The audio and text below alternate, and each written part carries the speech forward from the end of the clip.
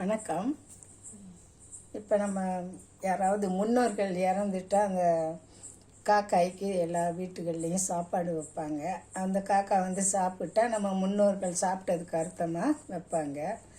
அப்படி காக்காயை கூவி கூவி தான் சாப்பாடு வச்சு வடை எல்லாம் அதுக்கு பிடிக்குது அதை வந்து அவங்களுக்கெல்லாம் வச்சு கும்பிட்றத வச்சு அந்த காக்காய்க்கு கொடுப்பாங்க, அது சாப்பிடும்.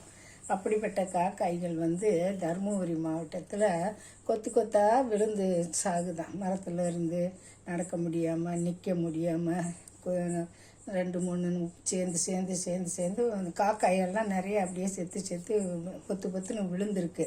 பொதுமக்கள் பார்த்துருக்காங்க, என்னடா இப்படி அங்கே வந்து தருமபுரி ஆட்சியர் வளாகம் அந்த கலெக்டர் வச்சுருக்கிற ஏரியாவில் நிறைய மரங்கள் இருந்திருக்கு. அந்த மரத்தில் இருந்து காக்காய்கள்லாம் செத்து கீழே விழுந்திருக்கு.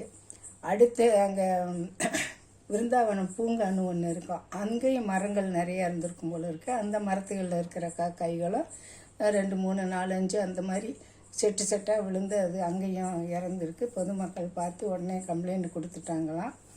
இந்த வனவிலங்கு துறை அதிகாரிகள் வந்து அதை டாக்டருக்கு வந்து என்னன்னு ஆராய்ச்சி பண்ணி பார்த்துக்கிட்டு இருந்திருக்காங்க. ஒருவேளை பறவைகளுக்கு எதுவும் பறவை காய்ச்சல் வந்துடுதோ, அந்த பறவை காய்ச்சல் மக்களுக்கும் பரவிடுமோ அப்படின்னு சொல்லி மக்கள் ரொம்ப அச்சத்தில் பயந்து போயிருந்தாங்களாம்.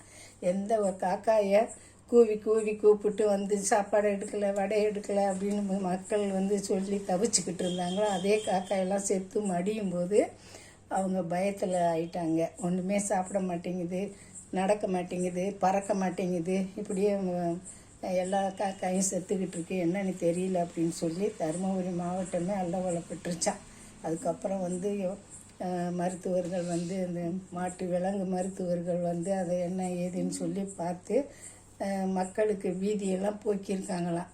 அந்த காக்காய்கள் இறந்ததுனால அந்த காக்காய்கிட்ட இருந்து ஏதாவது ஒரு பறவை காய்ச்சல், ஒரு கிருமியை ஏதாவது பரவிடாமல் இருக்க உடனே அந்த மாவட்டத்தில் துரிதமாக போர்க்கால அடிப்படையில் வேலை செஞ்சு அந்த காக்காய் ஏன் இறந்துச்சு, எதுக்காக இறந்துச்சு, என்ன அதுக்கு நோய் வந்திருக்கு அப்படின்றத கண்டுபிடிச்சி மக்களுக்கு விழிப்புணர்வை கொடுத்துட்டாங்களாம். இந்த பதிவு பிடிச்சிருந்துச்சுன்னா லைக் பண்ணுங்கள், ஷேர் பண்ணுங்கள், சப்ஸ்கிரைப் பண்ணுங்கள்.